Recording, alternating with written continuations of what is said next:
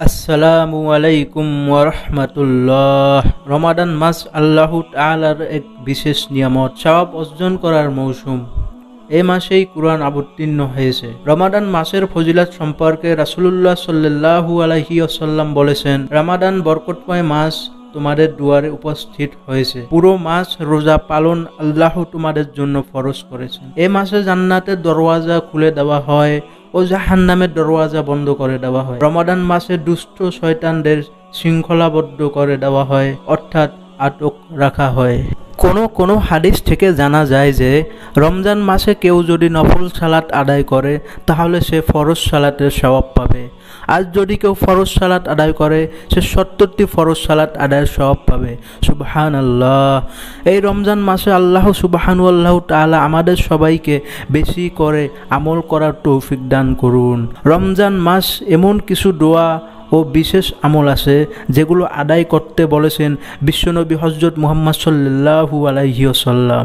রহমত, বরকত, মাগফিরাত ও নাজাতের মাস রমজান, নিয়ামতে ভরপুর এ মাসে নবীজি বিশেষ 4টি আমলের কথা বলেছেন। নবীজি সাল্লাল্লাহু আলাইহি ওয়াসাল্লাম বলেছেন, মুমিন মুসলমান বিশেষ 4টি আমল, জিকির ও দোয়া করার মাধ্যমে মাসটি ইবাদতে কাটাবে। রোজাদারদের জন্য মাসটি ইবাদতের বসন্তকালে পরিণত হবে। হযরত সালমান ফারাসি রাদিয়াল্লাহু আনহু বর্ণনা করেন, শাবান মাসের শেষ দিন রাসূলুল্লাহ সাল্লাল্লাহু আলাইহি ওয়াসাল্লাম আমাদের উদ্দেশ্য করে বলেন, হে লোক সকল, অবশ্যই তোমাদের সামনে মহান মাস, বরকতময় মাস উপস্থিত। এই মাসে তোমরা 4টি আমল বেশি বেশি আদায় করবে। তার মধ্যে 2টি কাজ আল্লাহর জন্য আর 2টি কাজ তোমাদের নিজেদের জন্য। আল্লাহর জন্য 2টি আমল হলো, 1. কালেমার সর্বোত্তম তাসবিহ লা ইলাহা ইল্লাল্লাহ পাঠ করা। লা ইলাহা ইল্লাল্লাহ অর্থ হলো আল্লাহ ছাড়া কোনো মাবুদ নেই। 2. আল্লাহর কাছে বেশি বেশি ইস্তেগফার তথা ক্ষমা প্রার্থনা করা। সূরা নিসা 145 থেকে 146 আয়াতে আল্লাহ সুবহানাহু তাআলা বলেন, নিশ্চয়ই মুনাফিকরা জাহান্নামের নিম্নতম স্তরে অবস্থান করবে, সেখানে তাদের জন্য কোনো সাহায্যকারী থাকবে না, কিন্তু যারা তওবাহ করে সংশোধন হয় তারা ব্যতীত। তাই আমাদেরকে বেশি বেশি করে আল্লাহ সুবহানাহু তাআলার কাছে ক্ষমা চাইতে হবে।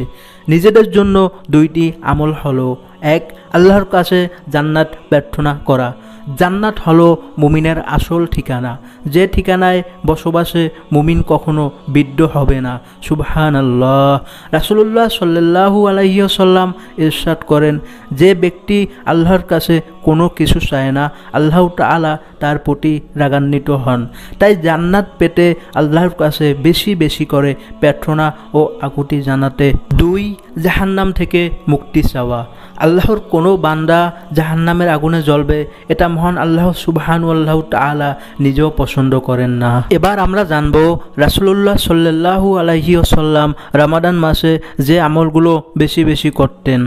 লা ইলাহা ইল্লাল্লাহ অর্থ আল্লাহ ছাড়া কোনো উপাস্য নেই। আস্তাগফিরুল্লাহ, আমি আল্লাহর কাছে ক্ষমা প্রার্থনা করছি।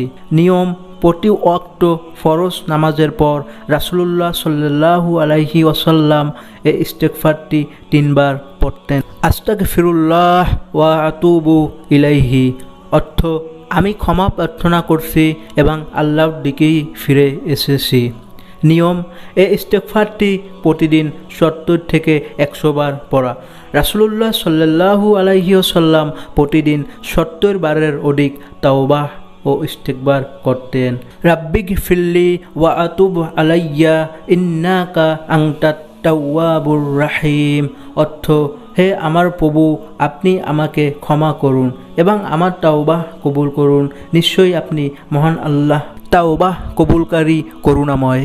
নিয়ম, রাসূলুল্লাহ সাল্লাল্লাহু আলাইহি ওয়াসাল্লাম মসজিদে বসে এক বৈঠকেই এই দোয়া 100 বার পড়ছেন। আস্তাগফিরুল্লাহ আল্লাযী লা ইলাহা ইল্লা হুয়াল হাইয়ুল কাইয়্যুম ওয়া আতুবু ইলাইহি অর্থ আমি ওই আল্লাহর কাছে ক্ষমা চাই যিনি ছাড়া প্রকৃতপক্ষে কোনো মাবুদ নেই, তিনি চিরস্থায়ী এবং তার কাছেই তওবা করে ফিরে আসি।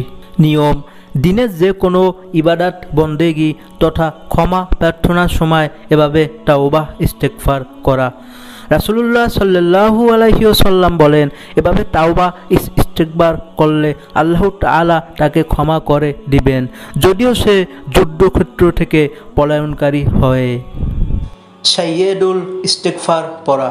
উচ্চারণ: আল্লাহুম্মা আনতা রাব্বি লা ইলাহা ইল্লা আনতা খলাকতানি ওয়া আনা আবদুকা ওয়া আনা আলা আহদিকা ওয়া ওয়াদিকা মাস্তাতাহতু আউযু বিকা মিন শাররি মা সানাতু আবু উলাকা বিনিহমাতিকা আলাইয়া ওয়া আবু উলাকা বিজামবি ফাগফিরলি ফাইন্নাহু লা ইয়াগফিরুজ যুনুবা ইল্লা আনতা। অর্থ: হে আল্লাহ, তুমি আমার প্রতিপালক, তুমি ছাড়া কোনো ইলাহ নেই, তুমি আমাকে সৃষ্টি করেছো, আমি তোমারই বান্দা, আমি যথাসাধ্য তোমার সঙ্গে প্রতিজ্ঞা ও অঙ্গীকারের উপর আছি। আমি আমার সব কৃতকর্মের কুফল থেকে তোমার কাছে আশ্রয় চাই। তুমি আমার প্রতি তোমার যে নিয়ামত দিয়েছো তা আমি স্বীকার করছি, আর আমার কৃত গুনাহের কথাও স্বীকার করছি। তুমি আমাকে ক্ষমা করে দাও, কারণ তুমি ছাড়া কেউ গুনাহ ক্ষমা করতে পারবে না। নিয়ম: সকালে ও সন্ধ্যায় এ সাইয়্যিদুল ইস্তেগফারটি পড়া, বিশেষ করে ফজর ও মাগরিবের নামাজের পর এই ইস্তেগফার পড়তে হবে। হাদিসে এসেছে, যে ব্যক্তি এই ইস্তেগফার সকালে পড়ে আর সন্ধ্যার আগে মারা যায়, কিংবা সন্ধ্যায় পড়ে অথবা সকাল হওয়ার আগেই মারা যায়, তবে সে জান্নাতে যাবে।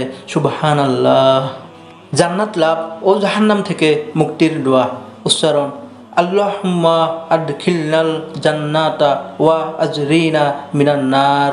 অর্থ: হে আল্লাহ, আমাদেরকে জান্নাতে প্রবেশ করাও এবং জাহান্নামের অগ্নিশিখা থেকে আমাদেরকে রক্ষা করো। উচ্চারণ: আল্লাহুম্মা ইন্না নাসআলুকাল জান্নাতা ওয়া নাউযু বিকা মিনান নার।